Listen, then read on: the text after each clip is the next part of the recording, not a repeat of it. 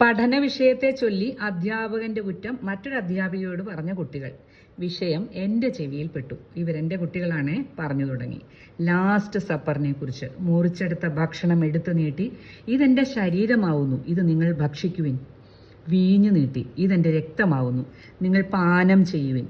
നിങ്ങളുടെ മുന്നിലിരിക്കുന്ന ഭക്ഷണം നിങ്ങൾ ആരാധിക്കുന്നവനാണെങ്കിൽ നിങ്ങൾ അതിനെ എങ്ങനെയായിരിക്കും സ്വീകരിക്കുക? ഭക്ഷണം ദൈവമാണ്. അത് നിങ്ങളെ രൂപപ്പെടുത്തും.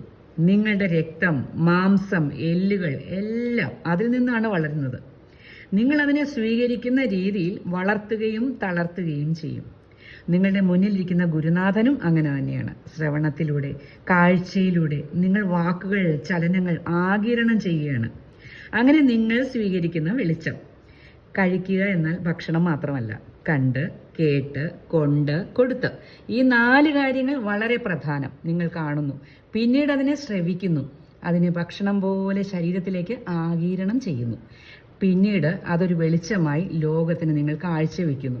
നമ്മൾ ജീവിച്ചിരിക്കുന്ന കാലത്തോളം ലോകത്തിൽ കാണുന്ന എല്ലാ ചരാചരങ്ങളിൽ നിന്നും നമ്മൾ പഠിക്കുകയാണ്, പഠിച്ചുകൊണ്ടേയിരിക്കുകയാണ്. We are life long learners. അതൊരിക്കലും അവസാനിക്കുന്നില്ല. അതുകൊണ്ട് സർവ്വതിനെയും ബഹുമാനിക്കുക. ക്ലാസ് റൂമിന്റെ നിശബ്ദതയിൽ ഒരു കാര്യം എനിക്ക് മനസ്സിലായി, ആരൊക്കെയോ അത് ഉൾക്കൊണ്ടിരിക്കുന്നു. കുട്ടികൾ നന്മയുള്ളവരാണ്. അവർ നന്മയിലൂടെ വളരട്ടെ.